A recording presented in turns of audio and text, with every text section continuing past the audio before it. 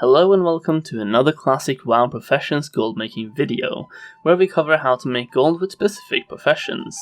Today we are covering alchemy and how you can make gold with alchemy. As an alchemist you use herbs and other ingredients to craft special elixirs and brews to aid players in combat. These can be healing potions, mana potions, temporary elixirs, flasks, or you can even transmute elements.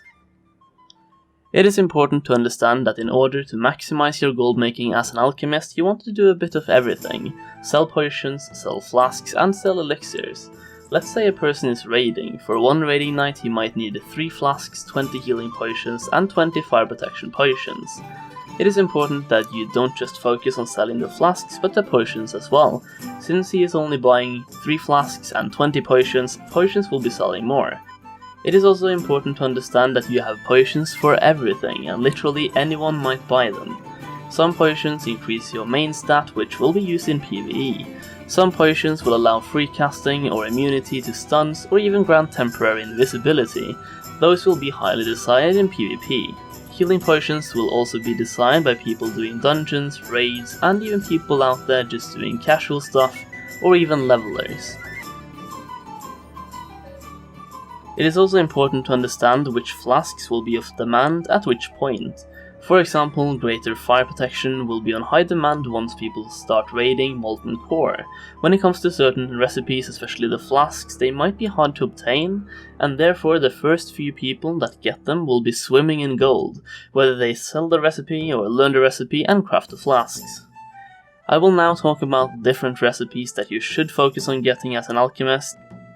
It's probably not necessary to get every single one of them, but try to obtain as many as possible so you can expand your market and crafting options as much as possible. So let's cover some specific items that you can make with alchemy that has the potential to earn you tons of gold. Number 1 is the Swiftness Potion. This is a very rare world drop recipe, usually drops off of mobs between level 14 and 20. This potion might be more expensive on PvP servers than PvE servers, due to movement speed being more of a factor in PvP than PvE, but this is just speculation. Next up we have the Free Action Potion. This one is from Alchemy Supplies vendor in Orgrimmar and Ironforge. This potion might also be more expensive on PvP servers than PvE servers because it's just overpowered. Number 3 is the Frost Oil, sold by a goblin NPC called Broken, located in the ruins of Alterac, a goblin lost in the middle of Ogre City. Then we have the Major Healing Potions, sold by Eevee Whirlbrew in Everlook and Winterspring. Major Mana Potion. This one can drop from Dark Master Gambling in Scholomance at a very low drop rate, or it can be obtained through a quest chain in Scholomance that will allow you to see Magnus Frostwake outside of Scholomance, and he will sell this recipe. Check out Wowhead for how to do that questline. Elixir of Shadow Powered can be purchased in Stormwind and Undercity, commonly used by Warlocks and Shadow Priests, and 10 of these potions are required for the Warlock Mount quest chain. Limited Invulnerability Potion, random world drop from level 45 to 50 enemies, most common from the Hinterlands, and it appears to have a higher drop chance from the Trolls. Living Action Potion, which you get from Exalted with the Sandala tribe. Invisibility Potion drops in the Sunken Temple, Sulfurak and Moradin. Restaurateurs Potion. This is from a quest in Badlands that is available to alchemists. Nature Protection Potion, sold in Tenaris and Feralis. Greater Nature Protection Potion. This can be farmed in the eastern side of Western Plaguelands, and it drops from the Decaying Horrors and Rotting Behemoths. Fire Protection Potion. This recipe can be bought by an NPC called Jida in Stonetalon Mountains, or if you're Alliance, an NPC called Nandar Branson, located in the Inn of the South Shore in Hillsbrand Foothills. Greater Fire Protection Potion drops in Lower Blackrock Spire from the Firebrand Invoker. Greater Arcane Elixir, most commonly dropped in Eastern and Western Plaguelands. Elixir of Brute Force. Turn in Blood Petal Sprouts in the Ungor Crater. Turn in 15 sprouts for a brown wrapped package which has a chance to drop this recipe. Elixir of the Mongoose, dropped by the Satyrs in Ashara and Felwood. Elixir of Giants, dropped from the Angerclaw, Grizzly in Felwood. Elixir of the Sages, drops from Tyr's Hand in the Eastern Plaguelands, mostly from the caster elites. Flask of Distilled Wisdom, you can get this from Balnassar in Stratholm, Scarlet Side. Flask of Supreme Power, you get this from Ras Frostwhisper in Scholomance. Flask of the Titans, you get this from General Dracusas in Upper Blackrock Spire. Keep in mind you will see a lot of groups trying to reserve this recipe and etc. And it was usually a big point of conflict in vanilla. The recipe can go as high as 2000 plus gold depending on your server and economy. Transmute Arcanite, you can get this recipe from Alchemist Pestlesug in Tanaris. You can basically make 10 to 15 gold profit every 2 days with this recipe, so definitely get this one. Transmute Undeath to Water. This transmutes the essence of Undeath into the essence of water. Transmute Water to Air. This transmutes the essence of water into the essence of air.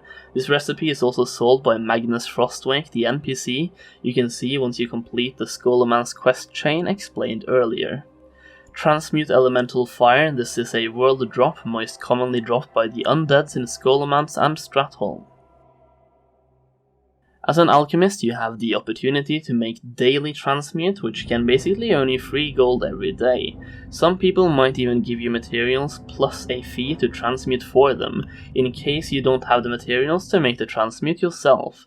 It is important to understand that transmuting something yourself is always more beneficial than transmuting for others, since the transmute has a 1 day or even 2 day cooldown, but if you don't have the materials and don't have the time to get the materials and/or there are no materials on the auction house, then transmuting for someone else for a fee is better than not transmuting at all.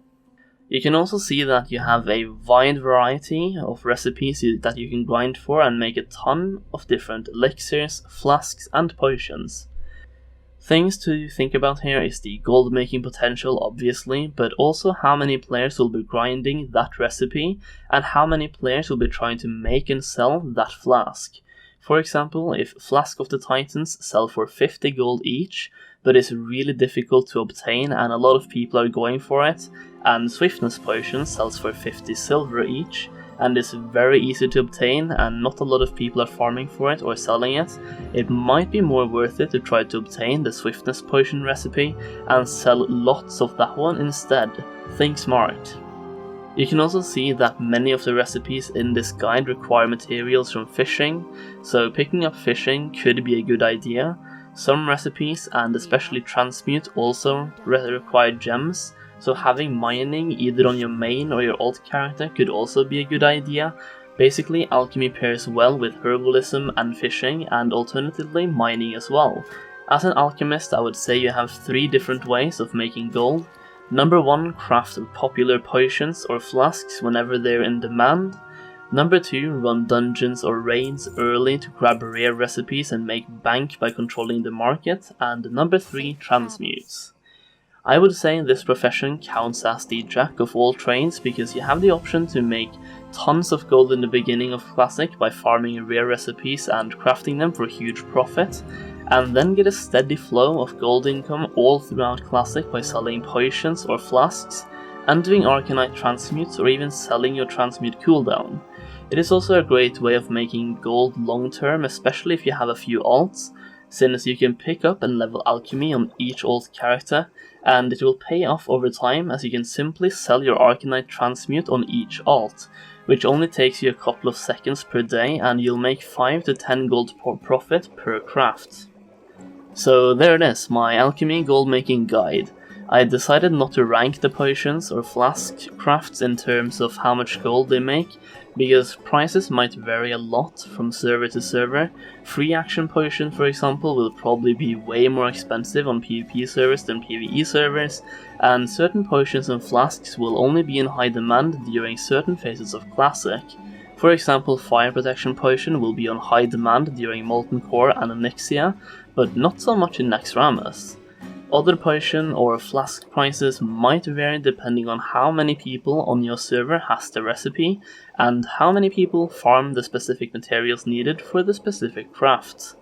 Basically, try to find the potion or flask that yields the most profit on your server and go for that one, or go for a less profit one with less competition and potentially dominate the market by being the only person on the server selling that item.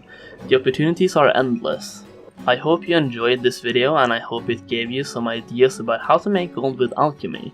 I will also leave links to my other gold making with profession videos in the description below, so if there's any other professions you are interested in, then go check them out. If there's anything you'd like to add, or if you have any questions, feel free to leave a comment in the comment section below and I'll do my best to answer them. With that being said, I thank you so much for watching this video, and I'll see you next time.